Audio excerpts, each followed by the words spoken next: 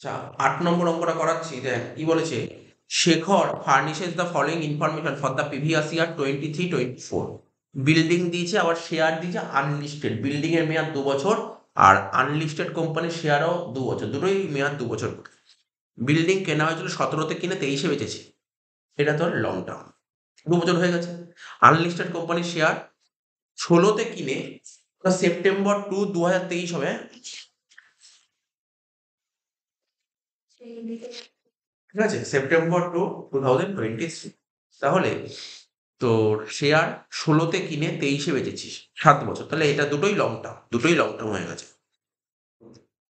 এবার কত টাকা দিয়ে কিনেছিস বলে দিয়েছে, আর কত টাকায় বেচেছিস সব বলে দিয়েছে, ঠিক আছে। তো অঙ্কটা আরম্ভ করা যাবে, কিছু নেই অঙ্কটা, মানে এতগুলো অঙ্ক করলি, এমনি ইজিলি হয়ে গেছে অঙ্কটা। তো দেখ কি আর করবি, দাগ কাট। প্রথমে এরকম ভাবে লেখ, কত নম্বর অঙ্ক, অঙ্কের নাম্বারটা বল। 8। লিখবি লং টার্ম ক্যাপিটাল গেন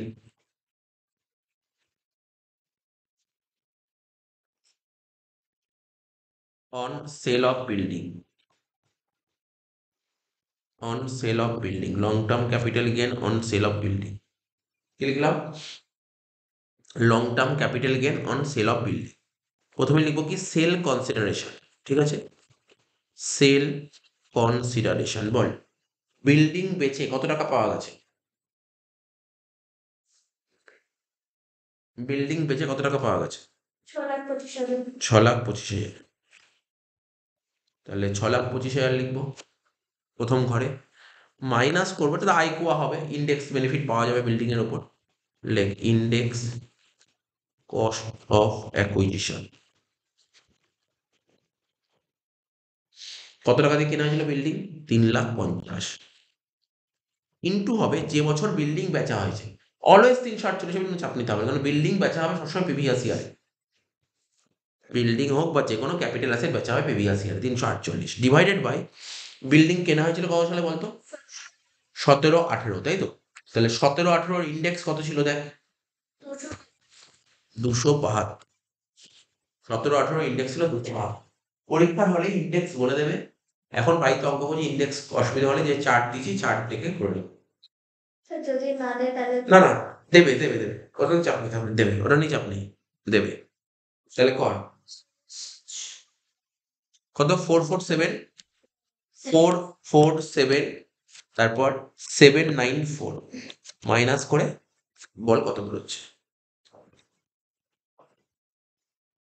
177,206 হয়ে গেল। এটা হলো বিল্ডিং হলো। এরপর কি করব, লং টার্ম ক্যাপিটাল গেন, লেখ long term capital gain on sale of shares,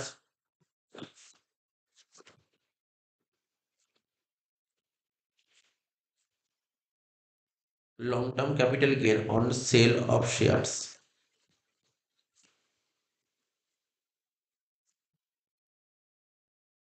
কি লিখবো প্রথমে, সেল কনসিডারেশন, লেখ সেল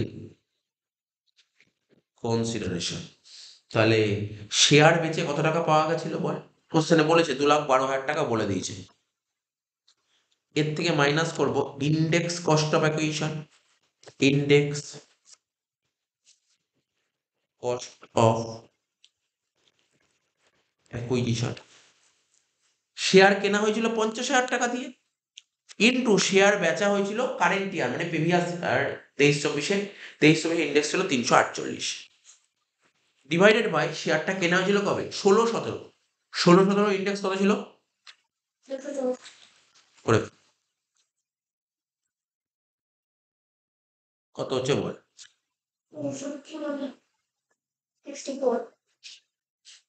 কত পেয়েছি, 65,909, বাদ দিয়ে বল কত হচ্ছে, 146,091 নাকি, দেখ যেটা বেরোলো তাকে বলে ইনকাম ফ্রম ক্যাপিটাল, শেষ অঙ্কটা।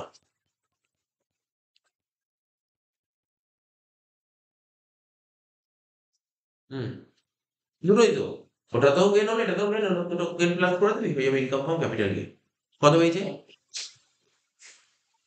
মিলে 323,297, শেষ অঙ্কটা।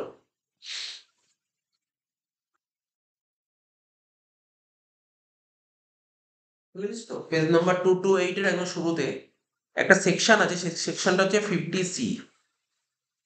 এটা বলে দিচ্ছি, যদি কখনো এরকম কোনো অ্যাডজাস্টমেন্ট দিয়ে দেয় সমস্যা হয়ে যেতে পারে, এই জন্য আমি বলে দিচ্ছি। 50C একটা সেকশন আছে, কি বলছে, ফুল ভ্যালু অফ কনসিডার, আমরা এতক্ষণ ধরে অঙ্ক করছিলাম না, অঙ্ক করছিলাম, ওখানে সব বলে দিচ্ছিল। এখানে হচ্ছে ফুল ভ্যালু অফ কনসিডারেশন, ঠিক আছে তো, full value consideration in case of transfer of land or building or both, ঠিক আছে তো। তো ল্যান্ড ট্রান্সফার করো বা বিল্ডিং ট্রান্সফার করো, ট্রান্সফার মানে বুঝিস তো, ট্রান্সফার করা বা বেচা একই জিনিস। ধর আজকে আমার বাড়ি আছে, আমি বাড়িটা কাউকে বেচে দিতে পারি বা অন্য কাউকে দিয়ে দিতে পারি টাকার বিনিময়ে, ঠিক আছে। যেমন ফ্যামিলিতে যদি কারো বাড়ি থাকে, এই যে ঠাকুরদার বাড়ি, সে তার মানে বুঝতে পারলে ইনহেরিটেন্স, ইনহেরিটেন্স মানে উত্তরাধিকার সূত্রে বাড়িটা প্রাপ্ত হয়। মানে একজনের বাড়ি, ধর আজকে ধর একটা ছেলে, ছেলে সেই বাড়িটা পেলো কার থেকে, তার বাবার থেকে পেয়েছে, বাবা কার থেকে পেয়েছে, তার ঠাকুরদার থেকে পেয়েছে, এটাকে বলে ইনহেরিটেন্স, ঠিক আছে তো। তো এক্ষেত্রে বাড়িটা ট্রান্সফার হয়, ঠিক আছে তো। আর অন্য একজনের বাড়ি আর অন্য কাউকে বেচতে পারে, ওটাকে সেল, মানে ব্যাপারটা একই মধ্যে পড়ে যাচ্ছে, ঠিক আছে তো। তো বলছে এই যে বাড়িটা, ল্যান্ড, ল্যান্ডটা তো এখানে কি বলেছে দেখ ভালো করে পড়, ল্যান্ডটা ট্রান্সফার করতে পারিস, বিল্ডিংটা ট্রান্সফার করতে পারিস, বা দুটোই ট্রান্সফার করতে পারিস। বলছে when there is a transfer of land or building or both, full value of consideration on such transfer for the purpose of computing capital gain shall be determined as follows. এখানে কিছু rules আছে, রুলসটা তোকে পড়তে হবে। এই যে এখানে একটা বক্সে রুলস লেখা আছে, এটা বুঝতে অসুবিধা হলে, এত বড় লেখা বুঝতে অসুবিধা হলে এখানে ডায়াগ্রাম করে করা আছে, ডায়াগ্রাম দিয়ে দেখলেই বুঝতে পারবি। অর্থাৎ আমরা যখনই অঙ্ক করবো ক্যাপিটাল গেইনের, এই যে যেমন এখন একটা অঙ্ক চুজ করবো, ওখানে বিল্ডিং ল্যান্ড অ্যান্ড বিল্ডিং এর কথা বলা হয়েছে, ঠিক আছে, ল্যান্ড অ্যান্ড বিল্ডিং বেচা হচ্ছে, এবং সেক্ষেত্রে না একটা স্ট্যাম্প ভ্যালুর কথা বলে দিয়েছে, অ্যাডজাস্টমেন্টের স্ট্যাম্প ভ্যালু বলবে, সেটা করবো। তো যদি কখনো এমনি স্ট্যাম্প ভ্যালু না বললে এই নিয়মটা জানার দরকার নেই, স্ট্যাম্প ভ্যালুর ক্ষেত্রে এই নিয়মটা দরকার।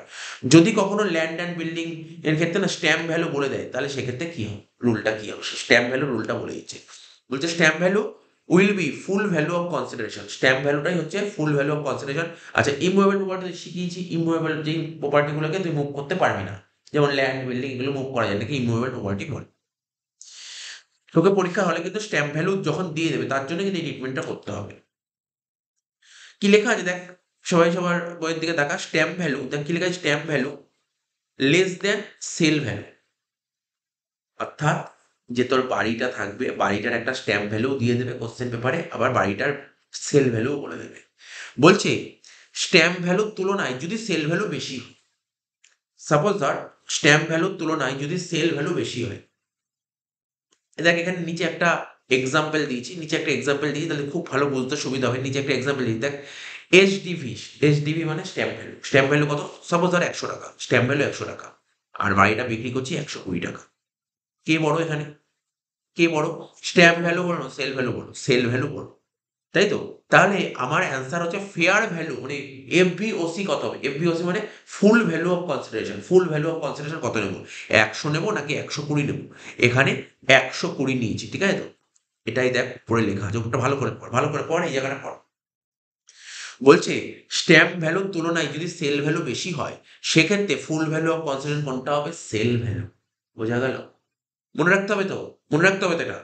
বলছে স্ট্যাম্প ভ্যালুর তুলনায় যদি সেল ভ্যালু বেশি হয়, তাহলে ফুল ভ্যালু কোনটাকে লিখবে, ফুল ভ্যালু হবে সেল ভ্যালুটা, ফুল ভ্যালু হবে সেল ভ্যালুটাই লেখা আছে। যদি বুঝতে অসুবিধা, নিচে এক্সাম্পল দিয়েছি, স্ট্যাম্প ভ্যালু 100, সেল ভ্যালু 120, তাহলে আমি ফুল ভ্যালু কোনটা ধরবো, 120 টাকা ধরবো, 120 টাকা ধরবো। এবার দেখ তারপরে, এবার মনের মধ্যে অনেক কোশ্চেন আসতে পারে। এবার ধর আগের সিচুয়েশনটা কে বড় হলো, স্ট্যাম্প বড় না সেল বড় হলো, সেল বড় হলো, সেল বড় হলো। এখন যদি উল্টো হয়ে যায়, সেল যদি ছোট হয়, তাহলে কি হবে, তাই না, দুটোই তো নিয়ম। আরে সেল যদি সেল ভ্যালু, স্ট্যাম্প ভ্যালুর চেয়ে যদি সেল ভ্যালু বেশি হয়, তাহলে স্ট্যাম্প ভ্যালুর চেয়ে সেল ভ্যালু বেশি হয়, তাহলে ফুল ভ্যালু কনসিডারেশন হবে সেল ভ্যালু। আচ্ছা, যদি স্ট্যাম্প ভ্যালুর তুলনায় সেল ভ্যালু কম হয়, সেক্ষেত্রে কিছু নিয়ম মনে রাখতে হবে।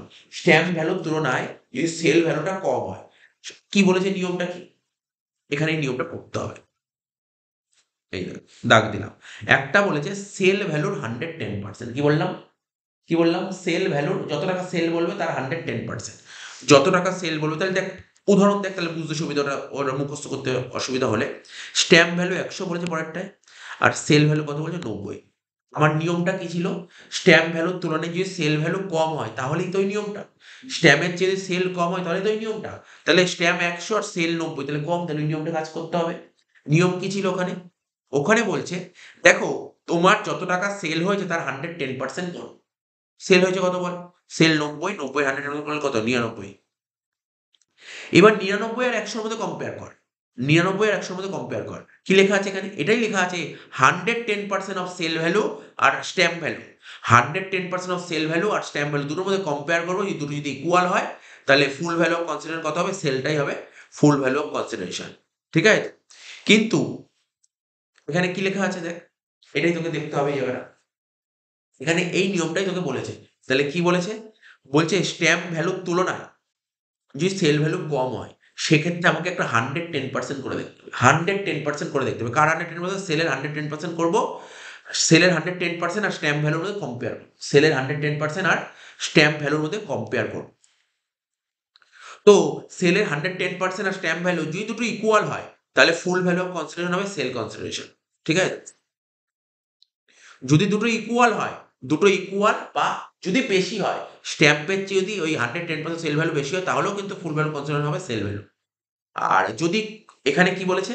যদি তুই সেল ভ্যালুর 110% করে দেখবি, সেল ভ্যালুর 110% করে দেখবি, করে যত টাকা বেরোবে তার সাথে স্ট্যাম্প ভ্যালু কম্পেয়ার, তাহলেও যদি স্ট্যাম্প ভ্যালু কম বেরোয়, তাহলেও যদি স্ট্যাম্প ভ্যালুটা কম বেরোয়, ঠিক আছে, সেক্ষেত্রে হবে কি ফুল ভ্যালু কনসিডারেশনটা হবে স্ট্যাম্প ডিউটি ভ্যালু। ঠিক আছে? তো এটা একটু কমপ্লিকেট ব্যাপার আছে। কমপ্লিকেট জিনিস এই জায়গাটা একটু পড়ে নিতে হবে। তুই যদি খুব বুঝতে অসুবিধা হয় আমি বলবো এই শুধু এই এক্সাম্পলটা দেখলেই হবে, বেশি কিছু দেখতে পারি। এই এক্সাম্পলটা ভালো করে দেয়। কতগুলো এক্সাম্পল দিয়েছি। স্ট্যাম্প ভ্যালু, স্ট্যাম্প ভ্যালু হচ্ছে 100। যে কোনো বাড়ি বিক্রি হলে না তার একটা স্ট্যাম্প ভ্যালু হয়। ঠিক আছে? তো তো স্ট্যাম্প ভ্যালু হচ্ছে 100 আর হচ্ছে বাড়িটার বিক্রয় মূল্য মানে সেল করেছে 120 দিয়ে। তাহলে ফুল ভ্যালু কত হবে? মানে দেখ, যদি বাড়ি স্ট্যাম্প স্ট্যাম্প ভ্যালুর তুলনায় যদি সেল ভ্যালু বেশি হয় তাহলে সমস্যা নেই, সেল কম হলেই সমস্যা। তোর যে বাড়িটা, যে বাড়িটা বিক্রি করছিস তার স্ট্যাম্প ভ্যালু ধর একটা ফিক্সড করেছে, একটা ফিক্সড করেছে ধর এই বাড়ির স্ট্যাম্প ভ্যালু 100। ওর চেয়েও যদি কম দামে বিক্রি হয় তখন সমস্যা। স্ট্যাম্প ভ্যালু কিন্তু গভর্নমেন্ট থেকে তৈরি করা হয়। ঠিক আছে? তো গভর্নমেন্ট ঠিক করেছে তুমি যে বাড়িটা বিক্রি করছো সেই বাড়িটার ভ্যালু 100 টাকা হওয়া উচিত। 100 হওয়া উচিত, 100 টাকা। কিন্তু তুই বাড়িটা বিক্রি করছিস ধর 70 টাকা, তখনই সমস্যা হবে। তখন সমস্যা হবে। কিন্তু তোর বাড়িটার ভ্যালু 100 টাকা। ঠিক আছে? কিন্তু বাড়িটা যদি 110 টাকায় বেচিস কোনো সমস্যা নেই। বেশিতে বেচলে কোনো সমস্যা নেই। কমে বেচলেই সমস্যা। তাহলে এখানে কি হয়েছে ধর বাড়ির স্ট্যাম্প ভ্যালু ধর 100 টাকা, কিন্তু বাড়িটা বেচি 120 টাকায়। তাহলে ফুল ভ্যালু অফ কনসিডারেশন মানে আমরা যেটা প্রত্যেকটা অঙ্কে ক্যাপিটাল গেইনে প্রথমে লিখতাম না, সেল কনসিডারেশন। তো ওটাই হচ্ছে ফুল ভ্যালু অফ কনসিডারেশন। কত ধরবো? 120 ধরবো, কোনো সমস্যা নেই। কিন্তু বাড়িটার স্ট্যাম্প ভ্যালু 100, কিন্তু বাড়িটা বেচি 90 টাকায়। তাহলে এবার আমাকে কম্পেয়ার করতে হবে। কম্পেয়ার করতে হবে সেলের 110%। সেলের 110% কত হয়? 99। আর সেল স্ট্যাম্প ডিউটি ভ্যালু কত? 100। তাহলেও তো কম। সেক্ষেত্রে কত হবে? সেক্ষেত্রে হবে ফুল ভ্যালু অফ কনসিডারেশনটা কত হবে? ফুল ভ্যালু অফ কনসিডারেশনটা কত হবে? সেক্ষেত্রে হবে stamp duty value. Stamp duty value. কারণ দেখো এটা সেকেন্ড ওই পাশে অপশনটা চলে আসছে। 110% of sale value, 110% of sale value করে কত বেরোলো? ধর এইটা 99 বেরোলো পয়েন্ট। এটা 99 বেরোলো। আর স্ট্যাম্প ভ্যালু কত বেরিয়েছে? 100। তাহলে বলছে যে স্ট্যাম্প ভ্যালু যদি বড় হয়, 110% তুলনায় যদি স্ট্যাম্প ভ্যালু বড় হয় তাহলে কি হবে? ফুল ভ্যালু অফ কনসিডার হবে স্ট্যাম্প ডিউটি ভ্যালু। পরের এক্সাম্পলটা দেখ না, আরো ক্লিয়ার হবে। এটা 98 আছে আর এটা 100 আছে। তাহলে কি সেল ভ্যালু বেশি না কম? কম আছে। তাহলে কম থাকলে কত? 98 এর 110% করতে হবে। 98 এর 110% করে ধর একটা অ্যাপ্রক্সি বেরিয়েছে, ধর 108ই ধর, 108 ধর, 107.80 মানে 108 বেরিয়েছে। সাপোজ ধর 108 বেরিয়েছে। তাহলে এটা করে কত বেরোলো? ধর এটা 108 বেরোলো। আর স্ট্যাম্প ডিউটি ভ্যালু কত বলেছিল? 100 বলেছিল। তাহলে বড়কে, বড় হচ্ছে 108। তাহলে সেক্ষেত্রে কি করতে হবে? সেক্ষেত্রে নিয়মটা কি? Sale consideration. এক্ষেত্রে অ্যান্সারটা হবে সেল কনসিডারেশন 98। এই হচ্ছে ছোট ছোট ব্যাপার। মানে ব্যাপারটা কিছু নেই, তোকে একদিন জাস্ট রিড করতে হবে তাহলে তুই বুঝতে পারবি। ব্যাপারটা বুঝতে পারলে কি বললাম? এখানে এটাই লেখা আছে।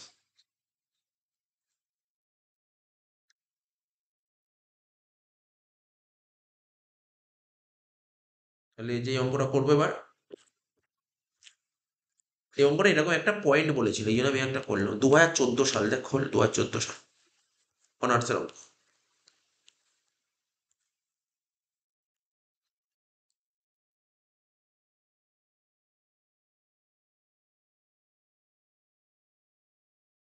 পেয়েছিস? 7 নম্বর অঙ্কটা পেয়ে তোমার 234, 234 7 নম্বর অঙ্ক।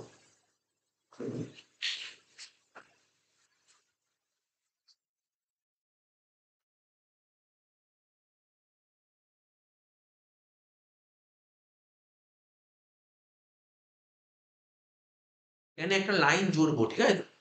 একটা লাইন জুড়বো, একটা তোরা লিখে নিতে পারিস, এখানটা জুড়বো এই পরে, ঠিক আছে? তো নতুন জুড়বো, তাহলে কোশ্চেনটা পুরো পারফেক্ট হবে। নাহলে এতক্ষণ যে স্ট্যাম্প ডিউটি বোঝালাম ওটার কোনো মানে রইবে না। লেখ স্ট্যাম্প ডিউটি ভ্যালু, সবার বইতে লিখে নে। স্ট্যাম্প ডিউটি ভ্যালু, লেখ stamp duty value of the residential house,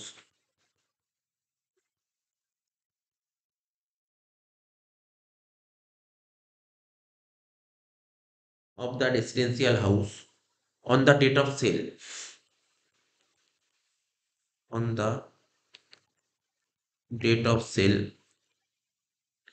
was rupees 35 lakhs, was rupees 35 L লিখে দিলাম, 35 lakhs। তাহলে বেশ অঙ্কটা করে মজা আছে এই লাইনটা লেখা, না হলে তো অঙ্ক ইজি ছিল। কেননা আমি কেন এই লাইনটা লেখালাম, হয়তো তোর পরীক্ষায় অঙ্ক দেবে, বাড়ি দিল, বাড়ি বেচা হচ্ছে, এরকম স্ট্যাম্প ডিউটি ভ্যালু দিয়ে দিতে পারে, তাহলে সমস্যা হয়ে যাবে। এই জন্যই করে দিলাম স্ট্যাম্প ডিউটি ভ্যালু, মানে তোর তুই যে বাড়িটা বেচছিস, দেখ অঙ্কটা পড়, অঙ্কটা পড়ি, প্রথম দিকে অঙ্কটা পড়ি। বলছে mister Banik furnishes the following information for the previous year 23-24। দুটো দুটো অ্যাসেট বলেছে, একটা বাড়ি আর একটা বলছে গোল্ড। বাড়ির মেয়াদ 2 বছর হয়, তাই তো? আর গোল্ডের মেয়াদ 3 বছর হয়। বাড়ি কিনেছিস 13-তে, 13-তে কিনে 24-এ বেচছিস, লং টার্ম। গোল্ড 1-এ কিনে 23-এ বেচছিস, লং টার্ম, কোনো সমস্যা নেই। ঠিক আছে? এবার অঙ্ক করার আগে অবশ্যই এটা দেখে নিবি, কিছুক্ষণ আগে যেটা বোঝালাম স্ট্যাম্প ডিউটি ভ্যালু, তাই তো? স্ট্যাম্প ডিউটি ভ্যালু কত দিয়েছে? যেই বাড়িটাই বেচিস না কেন সেই বাড়ির একটা স্ট্যাম্প ডিউটি ভ্যালু তৈরি হয়। সেই বাড়ির স্ট্যাম্প ডিউটি ভ্যালু কত? 35 লাখ টাকা, ঠিক আছে? 35 লাখ টাকা স্ট্যাম্প ডিউটি ভ্যালু। আর বাড়িটা বিক্রি করছিস কত? 34 লাখ টাকায়। আমি কি বলেছিলাম, রুলটা কি বললাম এবার তো? সরকার থেকে ঠিক করে দিয়েছে তোর বাড়ির ভ্যালুয়েশন 35, বাড়ির ভ্যালুয়েশন 35 করে দিয়েছে। তাহলে তোকে তো বাড়িটা হচ্ছে অ্যাটলিস্ট এর চেয়ে বেশি দামে বেচতে হবে। বেশি দামে বেচলে তো কোনো সমস্যা নেই, তুই কম দামে বেচে সমস্যা। তাহলে কম দামে বেচলে কি করতে হবে? যত টাকা দিয়ে বাড়ি বেচেছিস তার 110% ক্যালকুলেট কর। তো 34 লাখের 110% করলে কত? 37 লাখ 40 এরকম কিছু একটা হবে। 34 লাখে 110% করলে হবে 37 লাখ 40, ঠিক আছে? তাহলে 37 লাখ 40 হাজার হচ্ছে এটা। আর স্ট্যাম্প ডিউটি ভ্যালু কত? 35 লাখ টাকা, তাই তো? তাহলে সেল কনসিডারেশনটা হবে কারেক্ট আছে, তাহলে কোনো সমস্যা হয়নি। যদি অ্যান্সারটা যদি এটা একটু ঘুরে যেত তাহলে কিন্তু অ্যান্সার চেঞ্জ হয়ে যেত। এটা জেনে রাখতে হবে, তাই না? হয়তো এই অঙ্কটায় পার্টিকুলার এখানে যা ফিগার দিয়েছে, এখানে যা ভ্যালু দিয়েছে, খুব একটা সমস্যা ক্রিয়েট হয়নি, সমস্যা ক্রিয়েট হয়নি, কিন্তু অ্যামাউন্টটা ডিজিটটা একটু চেঞ্জ হয়ে যেত, তাহলে কিন্তু ওই তোর স্ট্যাম্প ডিউটি ভ্যালু কিন্তু সেল কনসিডারেশন আসতে পারত। ফুল ভ্যালু অফ কনসিডারেশন আগে আগে যে কিছুক্ষণ আগে বোঝালাম, ঠিক আছে? তাহলে অঙ্কটায় আসি, দেখ।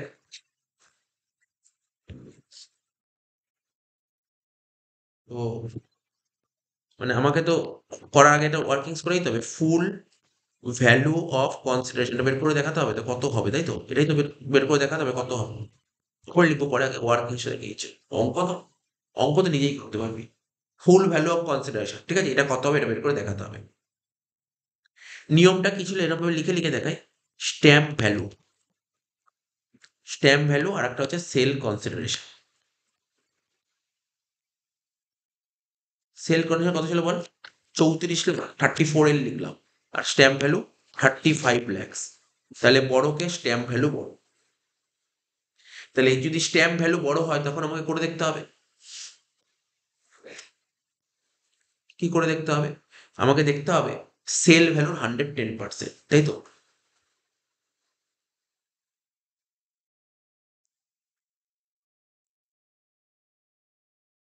সেক্ষেত্রে করতে হবে 110% অফ সেল ভ্যালু। তাহলে সেল ভ্যালুর 110% করলে কত হবে? 34 লাখের 110% করলে হবে কত? বের করলাম 37 লাখ 40, মানে 37.4 পড়ছে, 37.4 এল,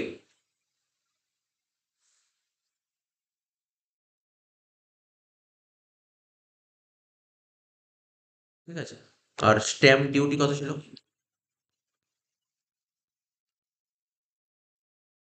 35 লাখ।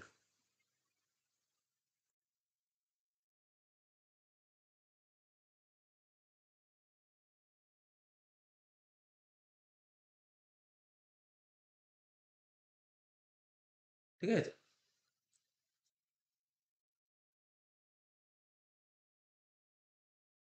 তাহলে এর অ্যান্সারটা কি হবে? আমি কি বলেছিলাম? এক্ষেত্রে অ্যান্সারটা হবে full value of full value of consideration equal to কোনটা হবে? সেল কনসিডারেশন, তাই তো বলেছিলাম। অর্থাৎ কত হবে? 34L। এই যে এটা করে রাখি তাহলে সুবিধা হবে, এটা করে দেখিয়ে দিই। এটা বলতে পারি তো? কি বললাম? এটা কি করেছি বোঝা?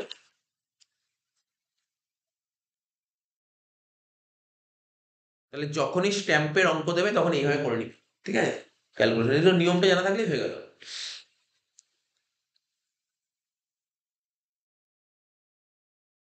বোঝা গেল তো কি বললাম? Stamp 35, sell 34। সেল কম, তাহলে ক্যালকুলেশনটা করতে হবে। কি করবো? সেলের 110% করবো, 100 এর মধ্যে করবো 37.4, আর স্ট্যাম্প ডিউটি কত ছিল? 35।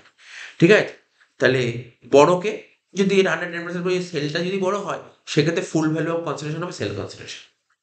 ঠিক আছে, তাহলে এবার অঙ্কটা করা যাবে।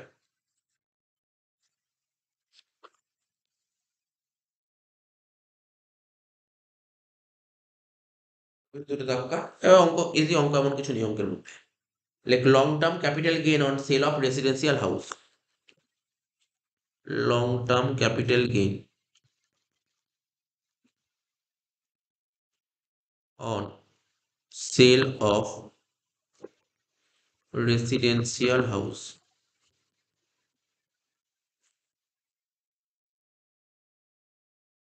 ঠিক আছে, তাহলে প্রথমে কি লিখবো? Sale consideration.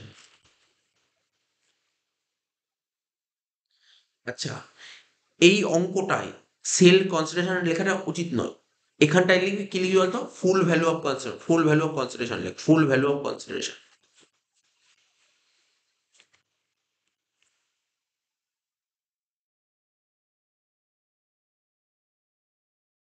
ঠিক আছে, ফুল ভ্যালু অফ কনসিডারেশন।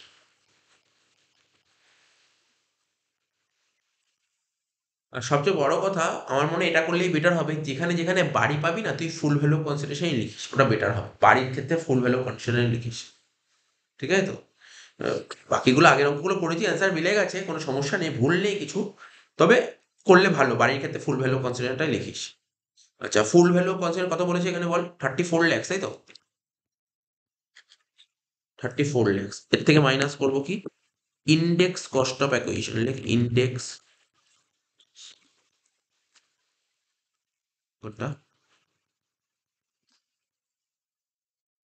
না না, ওটা করে দেখলাম তো, করে দেখলাম তো 34 হচ্ছে। ওটা আর আসবে না, ওটা ক্যালকুলেট করে দেখবো এখানে কতটা। এই যে এতটা করলাম কেন, এখানে কত আসবে এটা জানার জন্য, আর কিছু নেই, এটা জানার জন্য। ইন্ডেক্স কস্ট অফ অ্যাকুইজিশন, তাহলে বাড়িটা কেনা হয়েছিল কত টাকা দিয়ে বল? 6 লাখ টাকা দিয়ে, তাই তো? ইন্টু বাড়িটা বেচা হচ্ছে প্রিভিয়াস ইয়ারে, তাহলে প্রিভিয়াস ইয়ার ইন্ডেক্স কত ছিল? 348। ডিভাইড বাই বাড়িটা কেনা হয়েছিল 7-8। 7-8 ইন্ডেক্স কত ছিল? 7-8 কেনা হয়েছিল, একটু দেখে নিন তো বাড়িটা।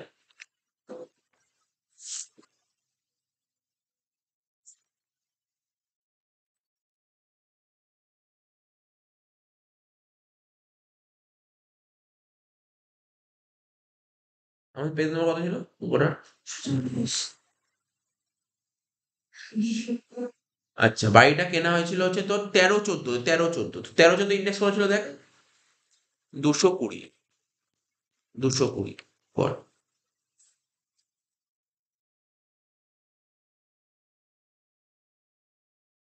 1,49,000 949090। 94909। হলো। এবার আর কি ছিল কোশ্চেনে? আছে, আর কি ছিল কোশ্চেনে? ব্রোকারেজ ছিল 2%, লাইক মাইনাস দিয়ে লাইক ব্রোকারেজ 2%। 34 লাখের 2% করলে কত হচ্ছে দেখে নি? 68,000। মাইনাস করে বাইরে ঠেলে দেয়। 34 লাখ মাইনাস 949090 মাইনাস 68,000 2382910 2382910 হয়ে গেল। এটা কি হলো? বিল্ডিং। লাস্ট করবো বোল্ড, তাহলে শেষ হয়ে যাবে এটা। Long term capital gain on sale of gold.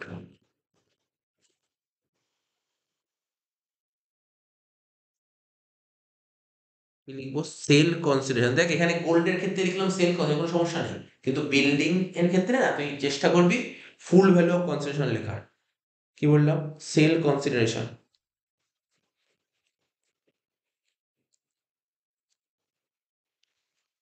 ঠিক আছে, তো কত টাকা ছিল?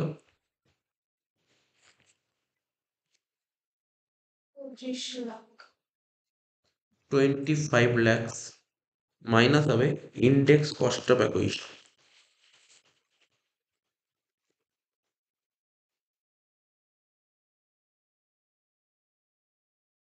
ইন্ডেক্স কস্ট অফ অ্যাকুইজিশন কত হবে?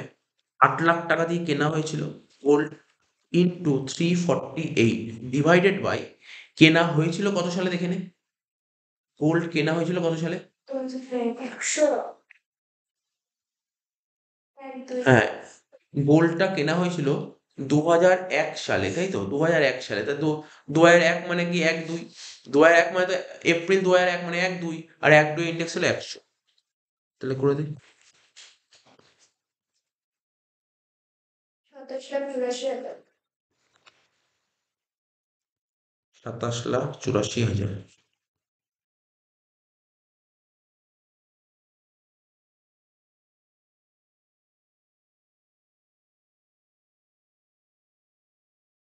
মাইনাস, তাই তো? মাইনাস, তাহলে মাইনাস কর। 23,82,910 মাইনাস 2,84,000 কত হচ্ছে?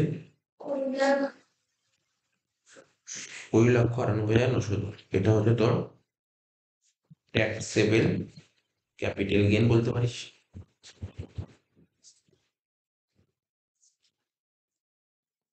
শেষ হয়ে গেল পুরো। না, একটু বাকি ছিল না পুরো, দেখ একটা পয়েন্ট বাকি ছিল। এই যদি আগে বহুবার বলে দিয়েছি, সেটা কি বলবো? বি নম্বর পয়েন্টটা, হ্যাঁ। What are the cost of acquisition of bonus share বলেছি, নোটও লিখেও দিয়েছি আমি। এই যে bonus share were allotted on 10/10/2002। তাহলে তুই বোনাস শেয়ার কেনা হয়েছে কবে? 2002 সালে। দেখ মানে 2002 সালে অ্যালট করা হয়েছে, মানে কবে? 1/4/1 আগে না পরে? পরে। 1/4/1 পরে অ্যালট করা হলে কস্ট অফ অ্যাকুইজিশন কি হয়? নীল হয় বলেছিল। 2001 পরে হলে নীল হয়। আর তারপরেরটা হয় 10/10/2000, দুটোই 2001 পরে, তাই তো? তাহলে কস্ট অফ অ্যাকুইজিশন কি হবে? নীল হবে। ঠিক আছে?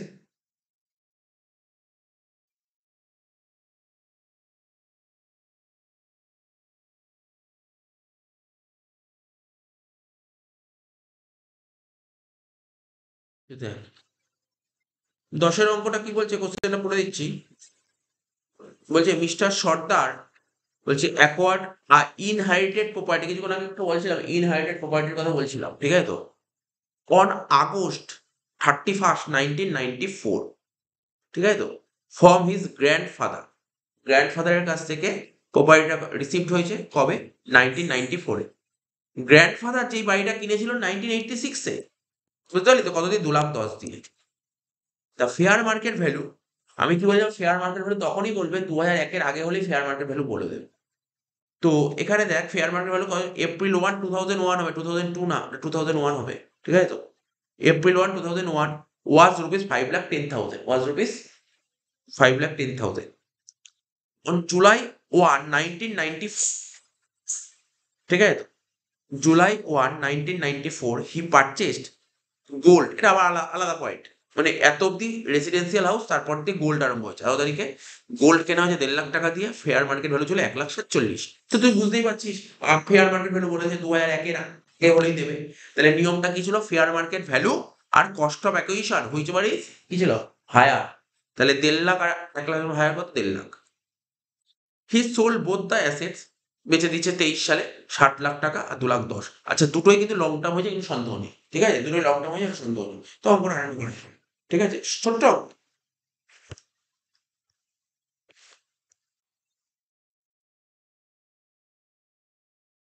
লিখি, দাগ কাট রুপিসে, রুপিসে দুটোই ঘর কর, বুঝিস তো, দুটো ঘর কর। প্রথমে লিখবো কি, লং টার্ম ক্যাপিটাল গেন লেখ, লং টার্ম ক্যাপিটাল গেন,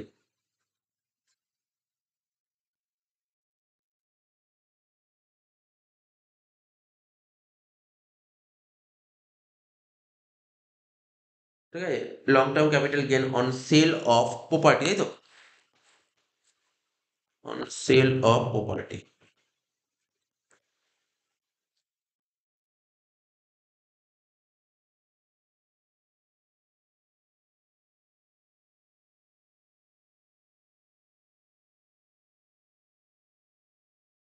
ঠিক আছে, তাহলে লিখ,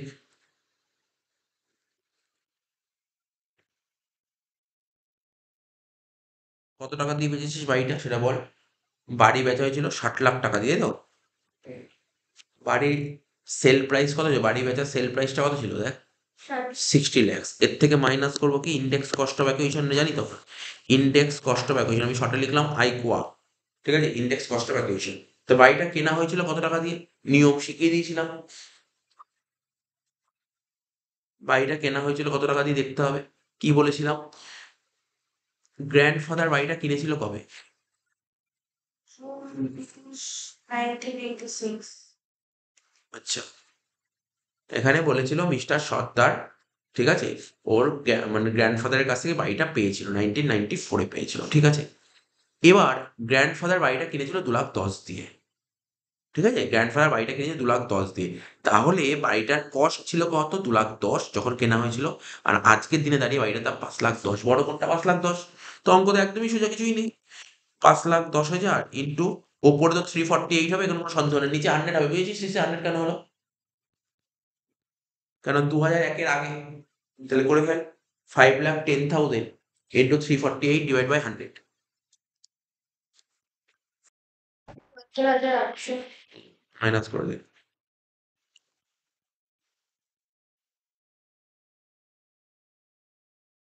শেষ হয়ে গেল দেখ, প্রপার্টি হয়ে গেল, প্রপার্টি হয়ে গেল। গোল্ড করবো, অঙ্ক শেষ। লং টার্ম ক্যাপিটাল গেইন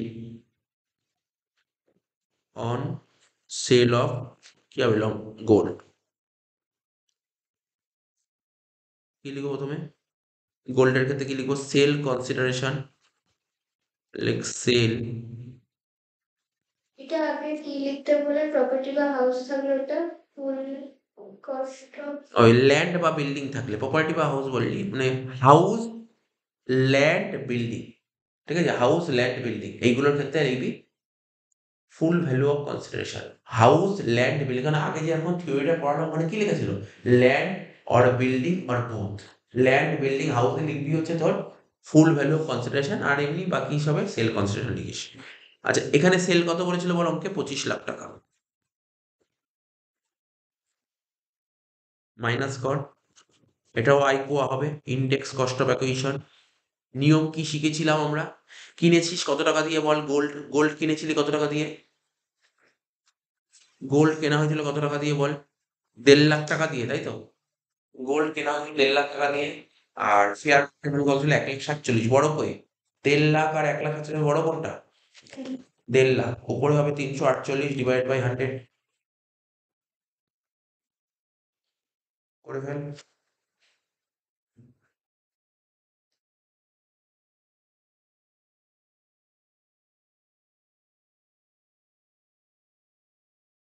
আহ, আমাকে বল, তুমি ভুল ভ্যালু বললো মানে, গোল্ডের, গোল্ড বেচে কত টাকা পেয়েছিস, 2 লাখ 10, 25 লাখ বলেছে, আরে নিচে। গোল্ড বেচে 2 লাখ 10 পেয়েছি, ঠিক আছে তো। আচ্ছা, এবার এবার হয়ে যাবে, 1.5 লাখ ইন্টু 348 বাই 100 কত হচ্ছে,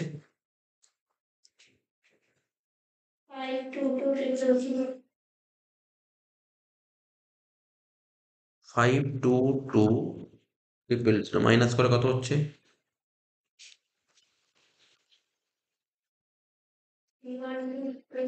মাইনাসে বেরোচ্ছে, ঠিক আছে। আচ্ছা, দুটো প্লাস মাইনাস কর কত হচ্ছে?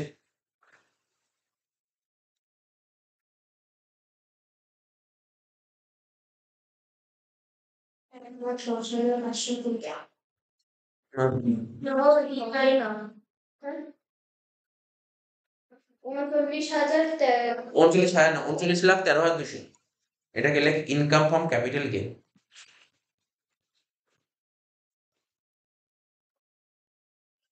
পঁচিশ হাজার যেটা বেরোয় তাকে বলে ইনকাম ফ্রম ক্যাপিটাল গেন। গেল না শেষ।